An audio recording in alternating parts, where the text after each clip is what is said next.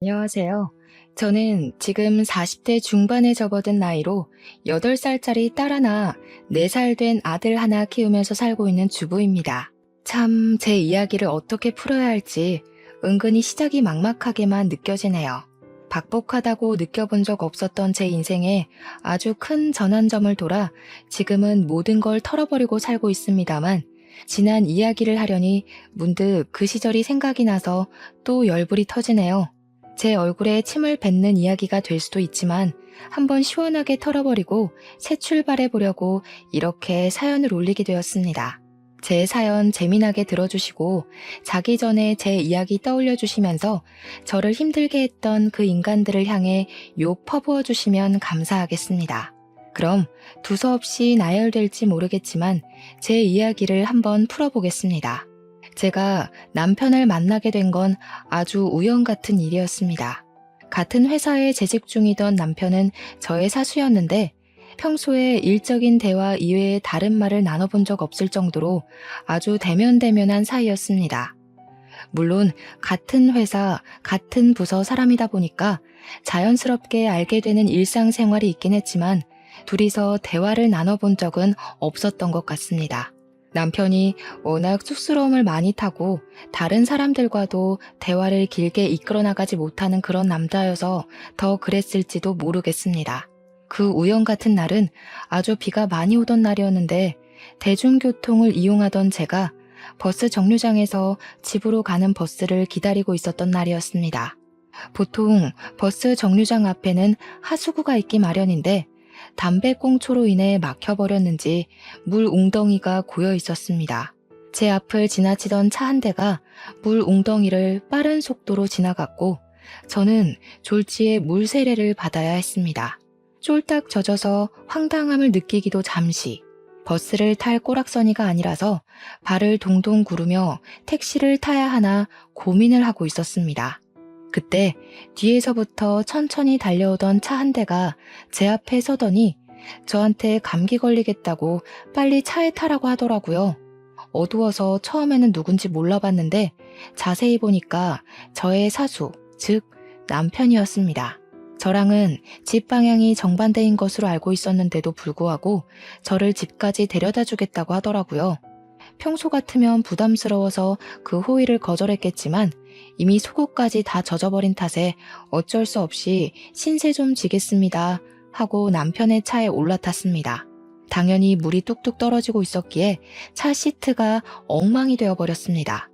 며칠 전에 다른 팀 팀원과 차 산 지 얼마 안 됐다고 차 자랑하는 이야기를 들었었는데 저 때문에 차 시트가 다 더러워져서 어떻게 하냐고 죄송하다고 이야기를 했습니다.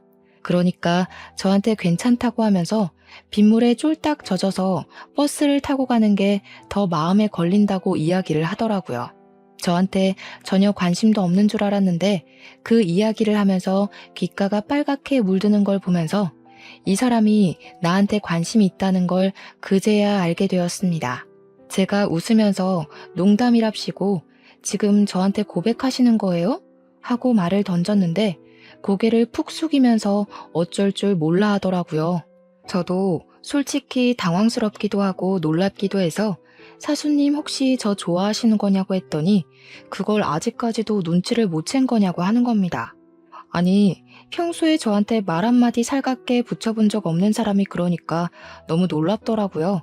그래서 저도 어떻게 알겠냐고 나한테 말이라도 한번 걸어보지 그랬냐고 하니까 갑자기 자기랑 한번 만나볼 생각 없냐고 집에 가는 내내 어필을 하더라고요. 자기 명의로 된 오피스텔도 하나 있고 차도 얼마 전에 샀다면서 우리 나이가 있으니 결혼 상대로 봐도 괜찮지 않냐고요. 이상하게 차에 타기 전까지는 부담스러운 대상이었는데 그런 말을 하는 게 귀엽게 느껴지더라고요. 그래서 저도 충동적으로 만나볼까 싶은 생각이 들어서 좋다고 한번 만나보자고 이야기를 했습니다. 그 전까지는 대화를 많이 나눠보지도 않고 관심이 없어서 몰랐는데 우리 남편에게는 조금 마마보이 같은 기질이 있었습니다. 차라리 대놓고 마마보이였으면 제가 진즉에 헤어지기라도 했을 텐데 그런 수준까지는 아니었고요. 그냥 가끔 가다가 우리 엄마가 하는 정도였습니다. 대화하다가 그런 거 있잖아요. 우리 엄마가 그러는데 여자는 엉덩이가 커야 한대. 그래야 애를 잘 낳는다고 하더라. 우리 자기는 엉덩이가 커서 걱정 없겠어. 이런 말이요. 그때도 당연히 왜 그런 말을 하지? 라고 생각을 하긴 했는데 사귄 지 얼마 되지도 않았고 여자들에게는 그런 마음들이 하나씩은 있잖아요. 다른 사람은 이 사람을 고치지 못했을지언정 나는 이 사람을 뼛속까지 바꿔놓을 수 있다는 자신감. 사실 다른 사람이 고치지 못했으면 저도 못 고치는 게 당연한 건데요. 저도 참 정신머리 없게 이 사람의 안정적인 모습만 보고는 결혼까지 결심하게 된 것이었죠. 나이가 있고 사내 커플이다 보니까 헤어져야겠다는 생각은 아예 해보지도 않았고요.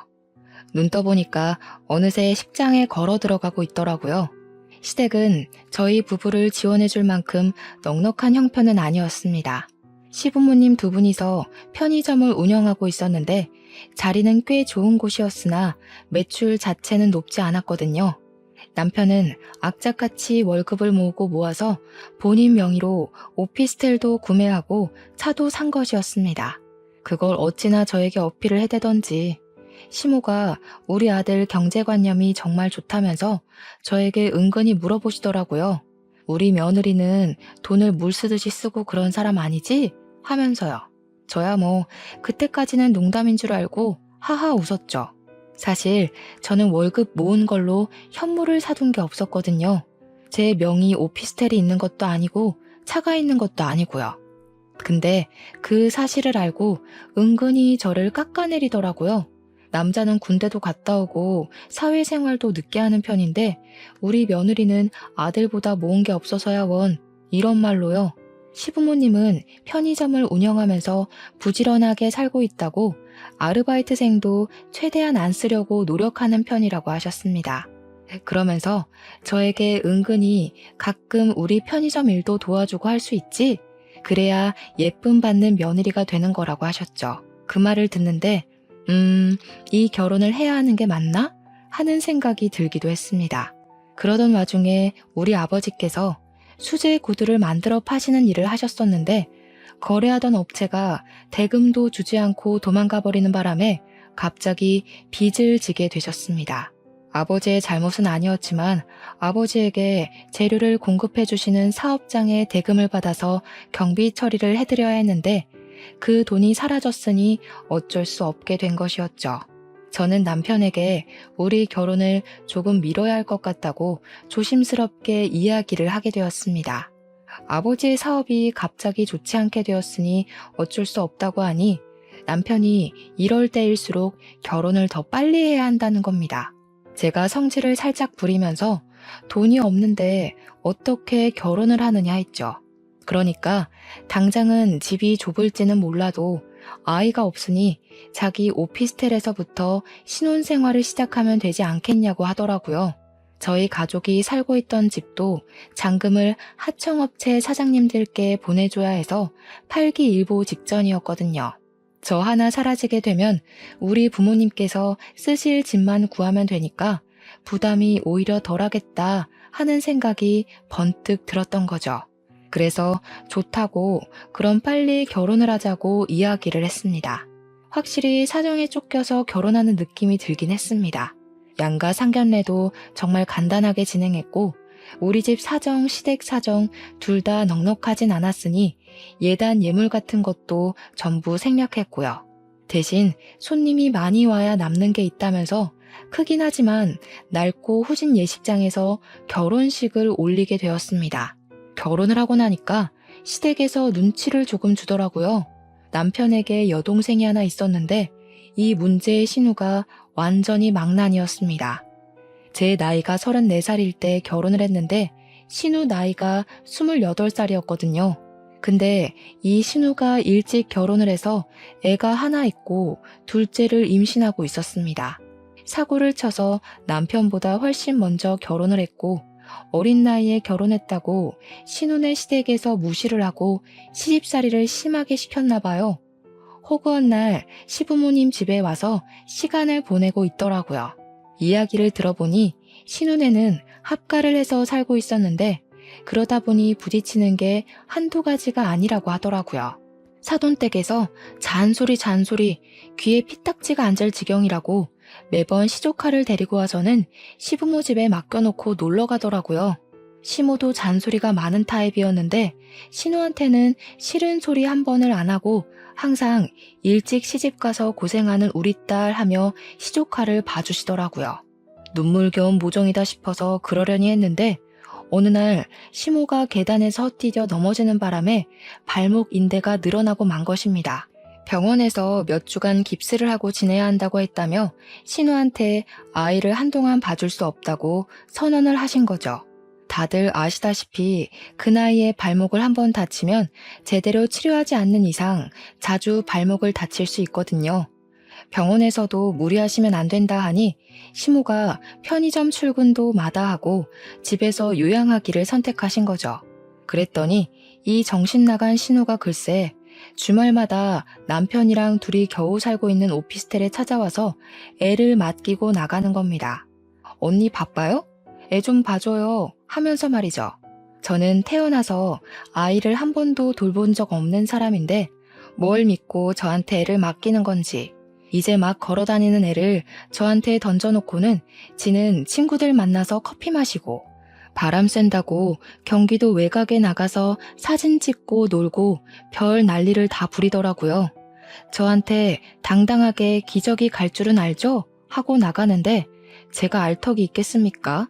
인터넷으로 검색해서 기저귀 가는 법 동영상을 보고 따라했습니다.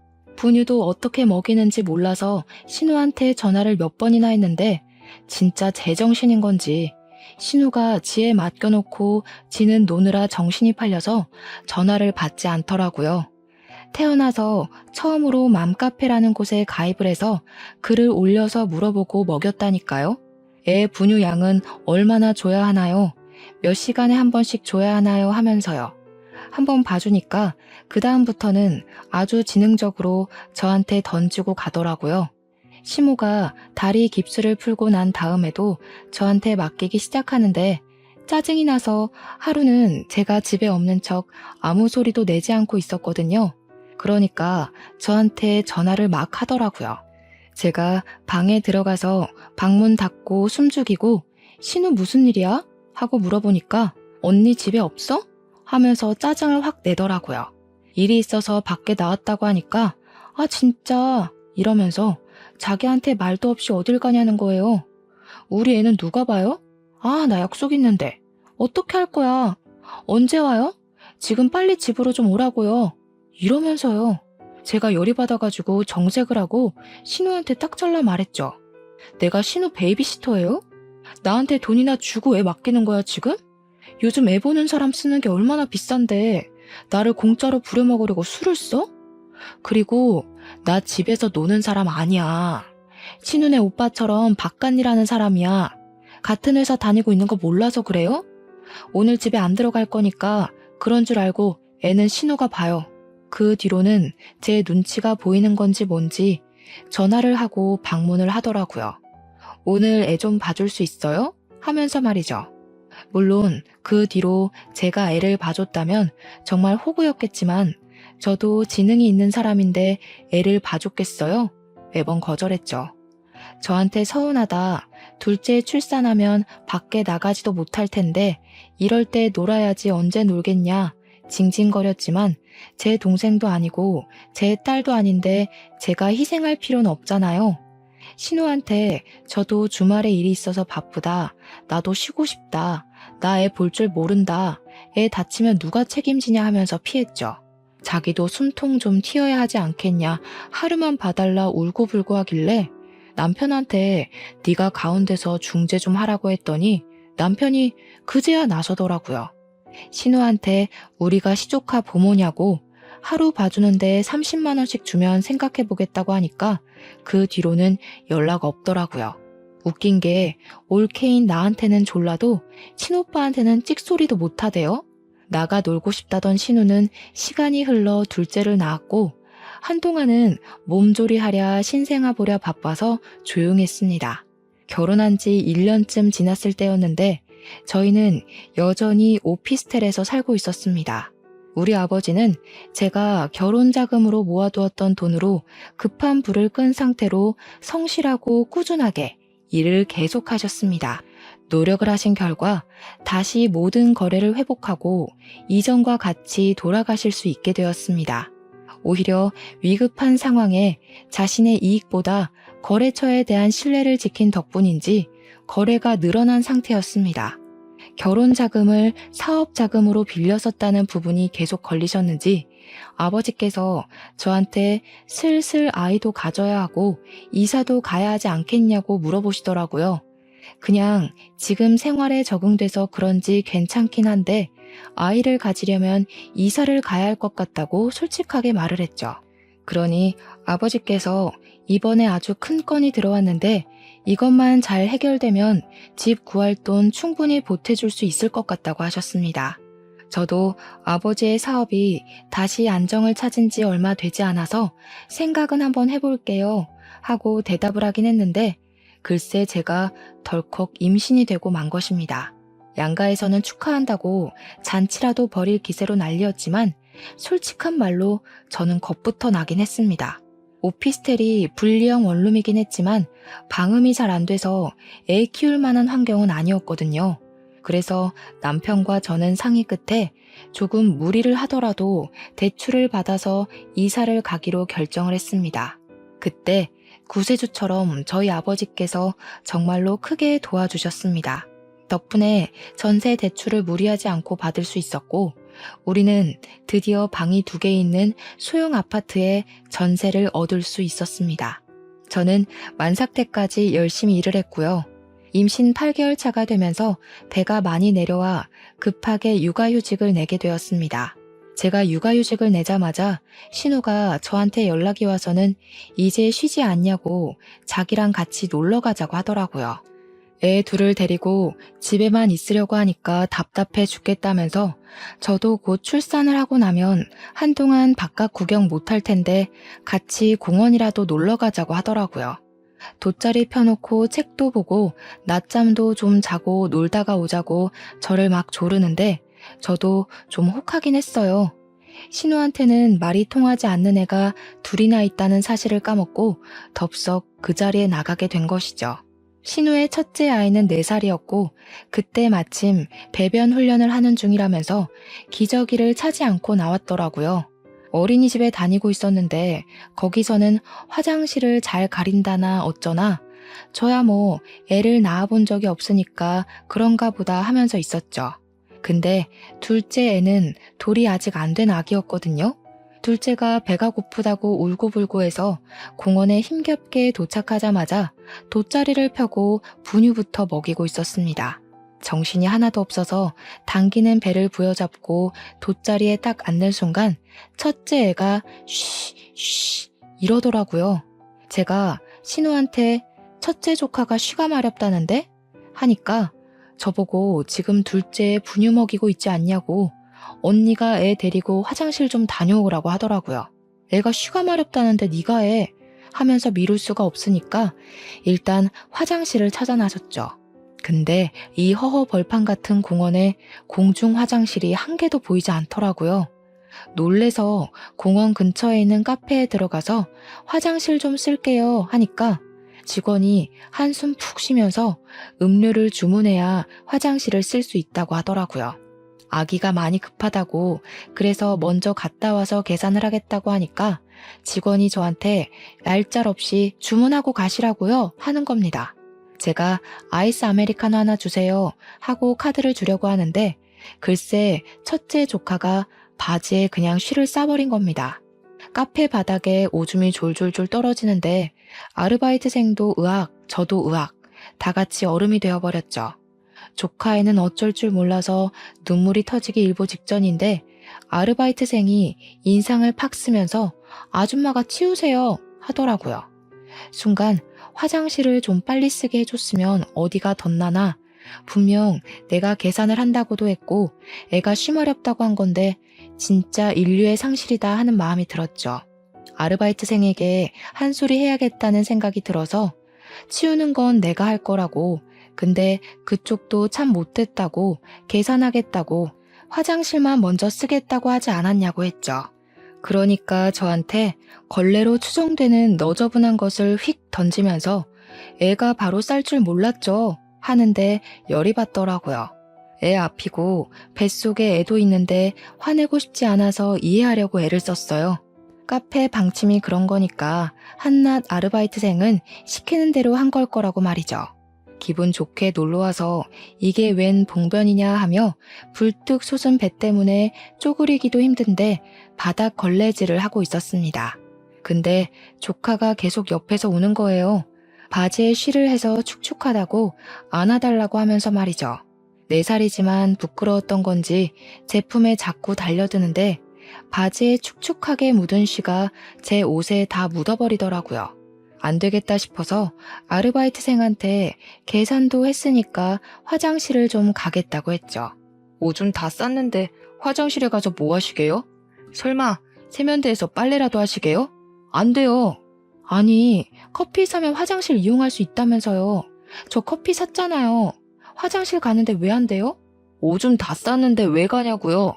진짜 참을 수 없는 깊은 화남이 올라와서 아르바이트생한테 가서 들고 있던 아이스 아메리카노를 그냥 던져버렸어요. 더러워서 내가 여기 화장실 안 쓴다고, 그리고 너네 내가 본사에 다 컴플레인 걸 거라고 소리를 고래고래 질렀습니다. 커피를 뒤집어 쓴 알바가 놀랬는지 울던데 그건 제 알바가 아니죠 뭐. 그리고 조카를 안아들고 다시 돗자리로 왔는데 제 옷에도 쉬가 다 묻어서 짜증이 확 나고 배가 나와서 걷는 것도 힘든데 애까지 안고 걸으려니 죽겠더라고요. 신우가 저랑 조카를 보자마자 뭐야 바지에 쉬했어? 하면서 2차전을 시작했습니다. 아니 올케 언니, 애 화장실도 제대로 못 데려가고 이게 뭐예요 정말. 여보로또 안 챙겨왔는데 이걸 어떡해? 짜증나. 기껏 여기 와서 애 분유 먹이고 바로 집에 가야 하는 거야? 그러더니 울고 있는 조카한테 막 성질을 내면서 다그치더라고요. 바지에 쉬한 게 누군데 울고 있냐? 짜증나니까 그만 울어라. 4살이나 먹어놓고 왜 쉬는 바지에 싸고 있냐 하면서요. 지는 돗자리에 앉아서 아기 분유나 먹이고 있었던 게 무슨 할 말이 그리 많아서 짜증을 내나 싶더라고요. 아니, 애가 참을 만큼 참았다가 못 참아서 쉬를 했겠지. 그거 하나 못 가렸다고 이렇게까지 애한테 화를 내? 언니가 빨리빨리 움직였으면 바지에 쉬를 할 일도 없었겠죠. 신우, 말 그렇게 하는 거 아니다 정말? 내 옷 더러워진 건 안 보여? 나도 화장실 찾으려고 이 공원을 다 뒤졌어. 화장실을 찾았을 땐 이미 조카가 쉬를 싸버린 걸 어떻게 하니? 됐어. 기분 정말 나쁘다. 나 갈게. 그리고 정말 이 상태로는 놀 기분이 안 난다 싶어서 택시를 잡으려고 큰 길로 나오니까 신우가 뒤에서 아기 둘 데리고 짐을 들고 막 쫓아오더라고요. 그러더니 저를 붙잡고 자기도 놀고 싶은데 못 놀았으니까 애를 데려가던지 짐을 들고 가던지 하나는 하라는 거예요. 기가 막혀서 내가 왜 그래야 하냐고 하니까 그럼 자기가 애 둘 데리고 이 짐을 다 들고 어떻게 움직이냐고 하더라고요. 올 때는 잘 오지 않았냐 하니까 택시 불러서 왔다고 하길래 갈 때도 택시 불러서 가 하고 쏠랑 저만 택시 타고 돌아왔습니다. 정말 적반하장도 유분수지라는 말은 여기다가 쓰라고 만든 말 아닌가요? 저는 출산 전까지 시댁 일이라면 무조건 피해가면서 지내다가 결국 무사히 출산을 마쳤습니다. 예쁜 공주님이에요 하면서 제 품에 안겨주는데 진짜 10달을 품은 내 자식이 드디어 내 품에 왔구나 하는 생각에 눈물이 나더라고요. 하지만 항상 우리 시댁은 그런 감동을 파사삭 깨버리죠. 대를 이을 남자를 낳았어야 하는데 하더라고요. 시모가 제 손을 꼭 잡더니 수고했다고도 아니고 둘째는 꼭 아들 낳자 하는 겁니다. 우리 며느리가 기도빨이 부족한가 봐 하시면서요. 기도가 모자라서 떡하니 달고 나와야 할 게 안 달고 나왔다고. 그게 방금 출산한 사람 앞에서 할 말인가요? 뒤에서 듣고 있던 저희 부모님도 기가 막히신지 헛기침을 하시더라고요. 몸이 막 쑤시고 정신이 오락가락하는 와중에도 지고 싶지 않아서 시모한테 웃으면서 대꾸했죠. 아들을 낳으려면 남편이 노력을 해야 하는데 제가 노력한다고 될 게 아닌 것 같아요. 하고요. 그러니까 시모가 몰라서 그런다며 왜 옛날 사람들이 절 가서 아들 낳게 해달라고 기도를 하는 건지 모르냐고 하시대요. 도라르방 코 만지면 아들 낳는다는 소리 모르냐고. 그게 다 기도 열심히 하면 아들 낳을 수 있어서 그런 거라고요. 시모한테 어머님 종교 없지 않았냐고 웬 기도 타령이냐고 하니까 아들 낳으려면 예수고 부처고 알라고 다 믿어야 한다고 하더라고요. 진짜 이게 상식적인 사람이 할 말인지 이해가 안 가서 피곤해서 자야겠다고 하고 이불 뒤집어 썼습니다. 몸조리 잘하고 육아휴직도 알차게 썼습니다.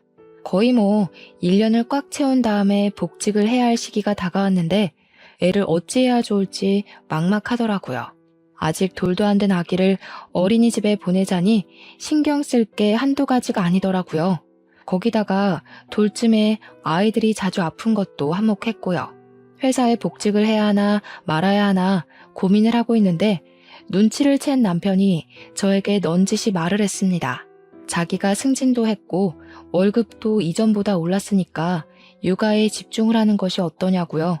집 대출금도 우리 아빠가 도와주신 덕분에 잘 갚고 있으니까 회사를 그만둬도 괜찮을 것 같다고 하는데 솔직한 말로 경력 단절된 여성이 되고 싶진 않았습니다. 근데 또 우리 아이를 두고 출근을 하자니 그게 눈에 밟혀서 안 되겠는 거죠. 일이냐 육아냐 정말 며칠을 고민하다가 결국에는 사표를 내게 되었습니다. 집에서 본격적으로 육아맘으로서의 생활을 시작하게 되었죠. 처음에는 정말 좋았습니다. 날이 다르게 성장을 해가는 우리 아이를 보면서 뿌듯하기도 하고 신기하기도 했고요. 근데 시간이 지나니까 집에서 살림만 하는 제가 너무 초라해 보이고 우울함도 찾아오고 하더라고요. 애는 점점 말을 안 듣지, 저는 집 밖으로 나가지도 못하지, 사회생활하는 남편이 너무 부럽더라고요. 아이가 4살쯤 되었을 때 저도 일을 하고 싶다는 생각이 들었는데 때마침 어린이집에서 대기가 빠졌다고 아이를 입소시킬 거냐고 물어보더라고요. 냉큼 하겠다고 이야기를 하고는 이력서를 썼습니다. 그런데 애석하게도 경력이 단절되어 버린 여자를 써주는 회사가 없더라고요. 면접을 볼 수 있는 기회조차 오지 않았습니다. 더욱 저를 힘들게 만들었던 건 둘째를 임신하게 되었고 저는 회사에 취직할 수 없는 여자가 되어버렸습니다. 둘째를 출산하는 과정은 첫째보단 순탄했지만 저를 집어삼킨 우울감은 더욱 깊어지게 되었습니다. 둘째마저도 돌이 지나고 두 아이 모두 어린이집에 들어갈 수 있게 되자 하루하루를 무기력하게 살아가는 와중에 시모가 제안을 했습니다. 편의점에서 심심풀이로 아르바이트를 해보는 게 어떠냐고 하셨어요. 긴 시간은 아니고 아이가 어린이집에 가 있는 동안에만 해보라고요. 월급은 편의점 아르바이트생들이 다 거기서 거기로 받으니까 최저시급 맞춰주겠다고 하시더라고요. 최저시급을 받으면서 일해본 게 언제더라 싶었지만 그거라도 벌어야 활력이 생기겠다 싶어서 하루에 6시간씩 주 5일 근무를 했습니다. 오전 10시부터 오후 4시까지 딱 아이들을 어린이집에 맡겨둘 수 있는 시간이라 좋다고 했죠. 그 전까지는 신경을 안 써서 몰랐는데 시몬의 편의점이 위치도 좋은데 이상하게 매출이 별로 안 나온다 싶긴 했거든요. 알고 보니까 시부가 출근을 하면 편의점 앞 파라솔에 앉아서 담배도 피우고 친구들이랑 바둑도 두고 맥주를 마시고 있더라고요. 어느 누가 그런 편의점에서 물건을 사고 싶겠습니까? 다들 길 건너에 있는 다른 편의점을 가더라고요. 그러면서 장사가 안 되네 어쩌네 하니까 제가 기가 막힌 거죠. 하루는 보다 안 되겠다 싶어서 시부한테 바둑을 두고 싶으면 저쪽에 있는 공원에 가시라고 했죠. 그랬더니 공원에서는 담배를 못 피우게 해서 안 된다는 거예요. 제가 시부한테 영업장에서 담배 피우는 건 되겠냐고 여기 학원 학교 근처라서 담배 피우시면 안 되는 곳이라고 했죠. 그러니까 내 가게 앞에서 피는 건데 왜 하길래 그래서 장사가 안 되는 거라고 다른 데 가서 하라고 했습니다. 별 유난이다 하길래 시부한테 일주일 동안만 다른 데 가서 놀아보라고 매출 비교해보고 별 차이 없으면 시부 하고 싶은 대로 하시라고 했습니다. 그래서 제가 일하는 동안에는 시부를 내쫓았거든요. 아니나 다를까 매출이 겁나 오르더라고요. 그러니 시부가 저한테 잔소리도 못하고 시무는 잘한다 잘한다 하고요. 그러다가 사건이 터지게 된 것입니다. 제가 일하는 시간이 오전 10시부터 오후 4시까지니까 학생들은 다 학교에 있을 시간이지 않습니까? 그래서 대충 담배나 술을 사러 오면 얼굴만 대강 보고 물건을 팔았단 말입니다. 전 요즘 애들 얼굴이 그렇게 사갔는지 몰랐죠. 염색도 하고 피어싱도 하고 문신도 했길래 별 생각 없이 담배를 팔았던 겁니다. 그런데 그 아이가 미성년자였고 하필이면 그날 딱 경찰한테 걸리게 되었던 거죠. 우리 편의점에 경찰이 찾아와서는 미성년자한테 담배를 팔았다고 영업 정지라고 딱지를 딱 붙이는데 눈앞이 캄캄해지더라고요. 제가 경찰한테 억울해서 보시라고, 머리 염색도 하고 문신도 있고 낮 시간대에 와서 당당하게 담배를 사가는데 내가 어찌 알겠냐고 했습니다. 경찰이 억울한 건 알겠는데 그래도 무조건 신분증 검사를 하셨어야죠 하는데 할 말이 없더라고요. 제가 편의점에서 일을 시작한 지 얼마 되지 않아서 몰랐던 거죠. 저한테 매출이 올랐다고 복덩이라고 어화둥둥 해주시던 시부모가 한순간에 돌변을 하는데 그것도 기가 찼고요. 신분증 검사를 안 해서 일주일이나 영업정지를 먹었는데 어떻게 할 거냐고 닥달을 하대요? 네가 매출 다 물어낼 거냐? 다른 건 몰라도 냉장식품들 유통기한은 어떻게 할 거냐? 네가 폐기물 다 떠안고 가라. 네 월급에서 까겠다 하면서요. 진짜 너무너무 억울해서 잠을 설칠 지경이었습니다. 제 월급 고스란히 시부모가 꿀꺽하는데 더럽고 치사해서 일을 그만두고 싶다는 생각을 하게 되더라고요. 그래서 저 일 안 하겠다고 하니까 무책임하다고 하면서 갑자기 그만두면 알바는 어디서 구하냐고 저한테 생각이 없대요. 신우 시키라고 했더니 시부는 애 봐야 해서 바쁘다고 변명을 하대요. 신우 애가 우리 애보다 더 큰데 걔네도 다 학교 다니고 어린이집 다니는데 뭐가 문제냐고 했죠.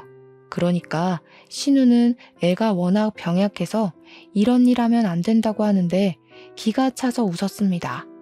저는 뭐 이런 일에도 괜찮은 사람이라는 건지. 아무튼 저는 편의점 일을 그만두고 다시 한번 이력서를 뿌리면서 취업 준비를 했습니다. 근데 제가 너무 취업에 대한 스트레스를 받았던 건지 아니면 시댁 때문에 그랬던 건지 어느 날부터 가슴이 찌릿찌릿 아프더니 가슴에 혹 같은 게 만져지는 것 같았습니다.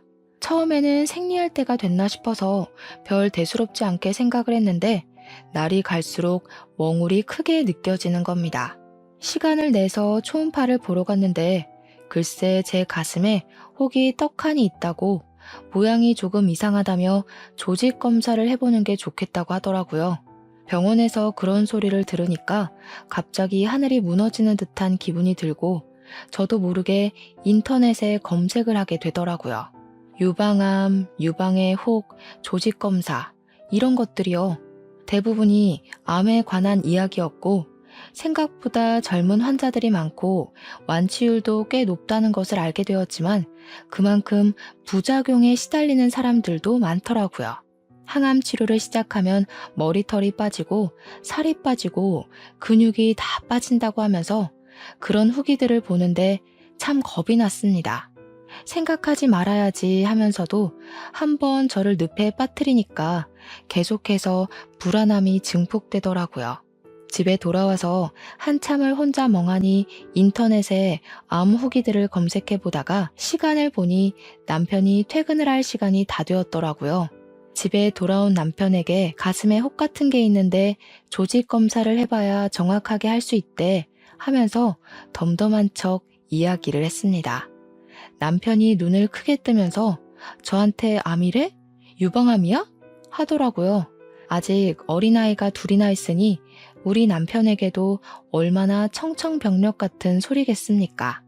흐르는 눈물을 막 억지로 닦아내면서 아직 잘 모르겠다고, 모양이 이상하다고, 전부 암은 아니라고 하더라.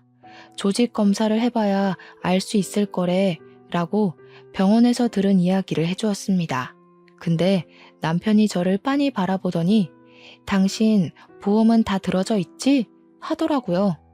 순간 위로도 아니고 보험금 이야기를 하니까 기분이 나빠서 아니? 보험 없는데? 라고 대꾸를 했어요. 물론 보험 가입이 되어 있었습니다. 우리 부모님께서 어릴 때부터 들어주셨던 실비의 생명에 종신보험까지 있을 건 다 있었지만 괜찮냐는 말도 없이 보험부터 묻는 게 괘씸하더라고요. 갑자기 남편이 머리를 막 헝클이더니 그 나이 먹도록 보험도 안 들어놓고 뭐 했냐고 망했다고 하는 겁니다. 이게 다 무슨 소리인가 싶어서 멍하니 있으니까 암 치료는 무슨 돈으로 하냐고 유방암 약 비싼 거 아니냐고 돌겠다고 하더라고요. 순간 온몸에 피가 차게 식는 것 같은 느낌이 들면서 너무너무 실망스러웠습니다. 그러더니 저한테 장인 장모 돈 좀 있대? 우리 부모님은 돈 없을 건데? 암 치료 무슨 돈으로 하지? 대출금도 갚아야 하고 애도 키워야 하는데 하면서 혼잣말을 하더라고요. 제 손을 딱 잡더니 그거 크기가 크대? 다른데 전이됐으면 우리 그냥 치료 포기할까? 하더라고요. 이게 정신 나갔다 싶더라고요. 남편한테 화를 내면서 지금 나보고 죽으라는 거냐고 하니 가망 없으면 굳이 돈 쓸 필요가 있네요. 냉정하게 생각하자면서 우리 자식들은 누가 키우냐고요. 진짜 이런 놈이랑 더 살아야 하나 싶더라고요. 그래? 그럼 그냥 이혼하자. 이혼? 이혼이 무슨 애들 장난이냐? 너 실비나 암 보험은 없다고 했지만 사망보험도 없어? 도저히 화를 참을 수가 없어서 남편 새끼의 뺨을 있는 힘껏 쳤습니다. 바로 빨갛게 부어오르는 뺨을 부여잡고 저를 멍하니 쳐다보더라고요. 야, 이 짐승 새끼야. 네가 사람이냐? 어? 사람이야? 나한테 괜찮냐는 말 한마디 없이 보험금 타령이야 지금? 내가 암인지 아닌지도 아직 모른다고 했지. 어떻게 치료를 포기하자는 둥 그딴 소리를 해? 네가 그러고도 내 남편이야? 사람이냐고. 야, 그러면 돈 없는데 무슨 암 치료를 해? 장인 장모가 해준대? 우리 집에서는 못 해줄 것 같으니까 하는 소리 아니야. 그리고 보험금 타령이 왜? 암일지도 모르는데 미리 알아두면 좋으니까 그러지. 너 사망보험금 나오는데 지레 겁먹고 이혼하면 누구 좋으라고? 그 말에 이놈은 구제불능이구나 싶어서 이혼하자고 했습니다. 누구라도 저와 같은 생각을 하게 되지 않을까요? 나 보험금 나올 거 없고 사망보험금도 나올 거 없어. 어차피 우리 자식들 어떻게 크는지 너 관심도 없었잖아.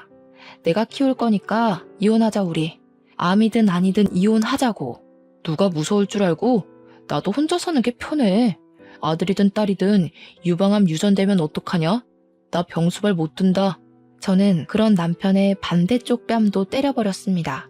지금 우리 자식들 유방암 걸리라고 저주를 하는 것도 아니고 어떻게 저런 소리를 할 수 있는 건지 저는 그 길로 짐을 싸서 친정으로 왔고 남편에게는 이혼 도장 찍어줄 테니까 서류 작성해서 오라고 했습니다.